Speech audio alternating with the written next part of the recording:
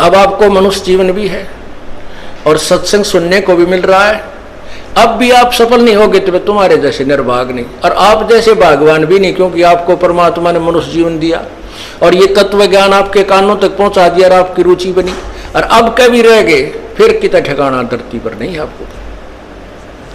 तो परमात्मा क्या बताते हैं, जो सत्संग नहीं सुनते, सत्संग में नहीं आते, उस मानव समाज को केवल वही ज्ञान है जो वो आपस में परस्पर डिस्कस करते रहते हैं। उससे बाहर की कोई बात उनको ध्यान में लाने की चेष्टा करता है तो उनको स्वीकार्य नहीं होती, तुरंत रिजेक्ट कर देते हैं। सत्संग में तो पाखंडी लोग जाते हैं, सत्संग में तो ऐसे व्यक्ति जाते हैं और वो सारी बुराई करें, किसी की बहन बेटी तक तो छोड़ने कोई ना, पड़ोसी का धन लूट ले, वो भी सत्संग में आने वालों को बुरा बताते हैं। ये उनको सत्संग में ना आने के कारण ऐसी धारणा बन जाती है। तो परमात्मा कहते हैं, राम नाम कड़वा लगे, राम नाम कड़वा लगे, ये मीठे लगे दाम, दुविधा में दोनों गए, भाई माया मिली ना राम। एक समय की बात है, जब हम इस मार्ग पर लगे ही लगे थे और विशेषकर ऐसी घटनाओं को ऊपर विशेष दृष्टि जाती थी, आत्मा में ठेस पहुंचती थी। एक बहुत बड़ा पैसे वाला व्यक्ति था, सुनार का काम किया करता। उसके 2 बच्चे थे, एक लड़का एक लड़की, और 2 वो पति पत्नी। लड़की का ब्याह करना था, लड़की का, और उसके पास इतना पैसा था गिनती नहीं। लड़की का ब्याह करना था, लड़की ये हिसार के आसपास के यहीं का रहने वाला था, और लड़की की शादी राजस्थान में एक अच्छे सेठ यानी बड़े सुनार के, वो भी बड़ा पैसे वाला था, वहां करनी थी। तो लड़की के कपड़े जेवरात और वहाँ जो दहेज में देने की वस्तु जो देनी थी वो खरीदने के लिए दिल्ली जा रहे थे, और आसी और महम के बीच में एक ट्रक के नीचे एक्सीडेंट हो गया। दोनों आमने सामने टक्कर होगी, चारों के चारों वहीं मर गए।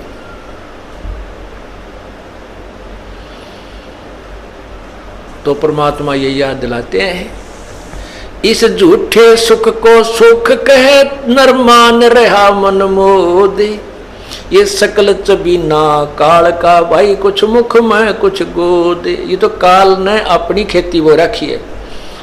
1 लाख प्राणी डेली खाता है। नैना देवी में गए थे कल्याण कराने के लिए, वहां सारा कल्याण होगा, 150 आदमी मर गए। और भी बहुत जगह ऐसे धार्मिक स्थलों पर ऐसा अनर्थ होता है, लेकिन वहां जाने से फिर भी लोग पीछे नहीं हटते, क्योंकि इनको चाह है परमात्मा की। और वो रास्ता ठीक नहीं है, वो मार्ग ठीक नहीं है। जैसे आपको तीर्थ के विषय में बताया, ये ऐसे ऐसे घटना जहां घटी है उनको तीर्थ कहते हैं, वहां जाने से कल्याण मानते हैं। अब उस भक्त को जो एक्सीडेंट में परिवार नष्ट हो गया, और उस पैसे नहीं भी कौन प्रयोग करेगा? रिश्तेदारों के जूत बाजेंगे, पड़ोसी लड़के मरेंगे, उसके भाईचारा लड़का मरेगा, वो उन औरों को और दुख देगा। राम नाम रटा नहीं, परमात्मा की तरफ रुचि बनी नहीं, माया जोड़ने में सारा जीवन खो दिया और वो माया साथ गई नहीं। और जो पैसे कमाने में, वो धन कमाने में जो पाप किए थे वो भगत के साथ गए, वो उसके साथ गए। गधा बनेगा, कुत्ता बनेगा, सुअर बनेगा, बिरान माटी होगी, वो अभी शेष रहते। तो पुण्यात्माओं, ये दिखाई जब देता है जब इस ज्ञान रूपी आंखें बन जाती है, और इस सत्संग के अंदर ये मोतियाबिंद का ऑपरेशन किया जाता है। वैसे तो ये लोग बहुत शाणे नजर आते हैं, बुद्धिमान नजर आते हैं, बोलने भी ना देते हमारे भक्तों को, लेकिन उनको वो कति ज्ञानहीन है, भक्ति का मार्ग उनको नहीं है।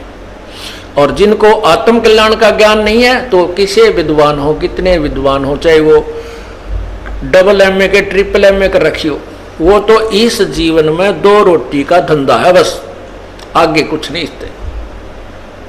और उस 2 रोटी के धंधे के लिए 16 साल तक लगातार बच्चे को हम फ्री छोड़ देते, तू पढ़ ले बेटा, बेटी पढ़ ले। और राम नाम के लिए हमारे पास 2 घंटे मुश्किल से मिलते हैं, और परमात्मा इतने दयालु हैं, ये फिर भी आपके बच्चे का कल्याण करने की चेष्टा करते हैं। यदि हम इस मार्ग को ढंग से समझेंगे तो ऐसा ही करना पड़ेगा, हमारे को समय भी लगाना पड़ेगा, 2 पैसे पुण्य भी करना पड़ेगा। अब क्या कहते हैं अनजान लोग कि भाई तुम तो तीसरे दिन सत्संग में जाते, ये कि घर बसने के काम है, तुम तो नाश करण पर लाग रहे हो। अरे ये वो व्यक्ति कहते हैं जिनने ज्ञान कति नहीं, और जिनको ज्ञान हो गया वो कि मानने उनकी बावड़े, वो उनने बावड़े लागे। एक कोई दिल्ली का रहने वाला व्यक्ति था, लड़का, उसकी पोस्टिंग होगी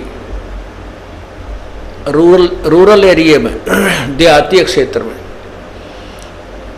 और वो पहले दिन जब उस गांव में जा रहा था जहां उसकी ड्यूटी थी, रास्ते में एक किसान गेहूं बोया था, और उसने गिठड़ी खोल के गेहूं की वारख रखी 40 किलो पक्के, और उसमें तो एक थैला भर के बैलों के पीछे पीछे एक पाइप में के, और बैलों को जोत रखा हल में, और पीछे पाइप बांध के उसमें के वो गेहूं मिट्टी में मिला रहा। तो वो बाबूजी आके खड़ा हो गया, अक भाई यू आदमी पागल है के सांग है इसका, यू भी इतने बढ़िया गेहूं को, ये खाने की वस्तु गेहूं देख रखे थे उसने, पर ये नहीं मालूम था इसका प्राप्त, इसको बीजने का या ये गेहूं बनते कैसे हैं, इसका प्रोसीजर क्या है। इससे वो कति अनभिज था। उसने गेहूं अपने घर में मोल लाए हुए देख रखे थे कि ये बहुत अच्छी ये रोटी बनती है, गेहूं की रोटी। और बुद्धिमान इतना था कि हमारे देश में खाद्य सामग्री की कमी है, हमने ये करना चाहिए वो करना, तो वो अपने ज्ञान के आधार पर, अपनी बुद्धि के आधार पर वो वहां खड़ा खड़ा सोच रहा था। अब वो किसान ने गेहूं बोता हुआ जा रहा है, वो थैला खत्म हो गया, दूसरा फिर भर लिया और फिर शुरू हो गया बोना। तब वो व्यक्ति, उस बाबूजी आ रहा था दिल्ली वाला, वो कहने लगा, बैला वाले बात सुनना मेरी। अब हाड़ी ने सोचा को रास्ता पूछता होगा, बता दूंगा, नया आदमी दिखा है। उसने हल छोड़ दिया, बैलों को रोक दिया और फ्री कर दिया। अकान जी क्या बात है? ने बोला भाई तू पागल तो नहीं है? वो किसान ने सोचा भाई ऐसा के सोच देखा इसने, पागल तो नहीं है।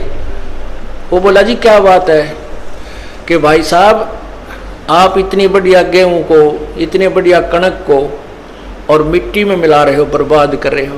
देश में पहले ही खाद्य सामग्री की अभाव है, तो क्यों बर्बाद कर रहा है इसको? तब वो किसान समझ गया ये तो अंदर आ रहा कि थे, इसने न्यो ही नहीं बेरा उल्लू ने, ये गेहूं बो रहा हूं क्या बर्बाद कर रहा हूं। तब उसने समझाया कि बाबूजी मैं बर्बाद नहीं हो रहा, मैं आबाद हो रहा हूं। आज ये मिट्टी में जो गेहूं मैं मिला रहा हूं, ये 6 महीने के बाद मुझे आबाद करेंगे। एक गेहूं के, एक बीज के इतने सारे गुच्छे से पौधे उगेंगे और एक एक पौधे में एक बाली आवेगी और एक एक बाली में 40-50 गेहूं इसके अंदर होंगे। वो बाबूजी, वो शहरी भगत ने सोचा क्या भाई तू जादूगर है? अक नहीं, मैं जादूगर नहीं हूं, ये गेहूं पैदा करने का प्रोसीजर ही ऐसा है। यूं बोला मैं तो ना मानू। तो उसने कहा आप 2-4 महीने के बाद फिर चक्कर लगाना। वो किसी शहर में नौकरी थी और वो ऐसे गांव में आता जाता था, लेकिन उसका जची नहीं यह बात, क्योंकि उसने ये देखा नहीं था। वो फिर कुछ महीनों के बाद विशेष कराया, वो उस आदमी से पूछूं जाके क्या रहा, उसने माटी में गेहूं मिलाए थे। वहां आकर देखता है तो हरी भरी वो फसल लहला रही है और गेहूं पर बाली आई हुई है, सुनहरी रंग पकड़ा हुआ है, और वो किसान भी वहीं अपने खेत में आसपास घूम रहा है। तब उस शहरी बाबूजी से ने पूछा, भाई ये क्या हो गया, ये क्या है? कहने लगा, ये वही है जो मैं बनाना चाहता था। अब उसने एक बाल तोड़ी और ऐसे ऐसे करके दिखाई, फूंक मार के, देख एक गेहूं डाला था और ये ऐसी ऐसी इस एक पेड़ में, एक पौधे में, और ये 10-12 बाली आई है। तब उस बाबूजी का पेटा भरा, भाई ठीक, तू तो आदमी शाना लिकड़ा, मैं तो तुझे मूर्ख समझ रहा था। किसान बोला, मैं तुझे मूर्ख समझ रहा था। अब यो फैसला तो नहीं हो जब विज्ञान आमने सामने प्रैक्टिकल हो ले। तो ये जो आज आप लोगों को मूर्ख समझते हैं, जो माया के पुजारी, और ये सोचते हैं ना जोड़ जोड़ के बैंक में धरे जाएंगे, बढ़ देंगे, बैंक ब्याजते नहीं। एक बालक बीमार हो गया ना, 2.5 लाख में पांडा छूटे। जो भयंकर बीमारियां हो जाती हैं, कि तो गुर्दे खराब, कि तो हार्ट में प्रॉब्लम, या कि तो कैंसर रोग, कि तो एड्स शुरू हो जाती है। पर कहते हैं धर्म तो धस के नहीं, ये धस के तीनों लोग, खैरायत में खैर है भाई कीजे आत्म पोख।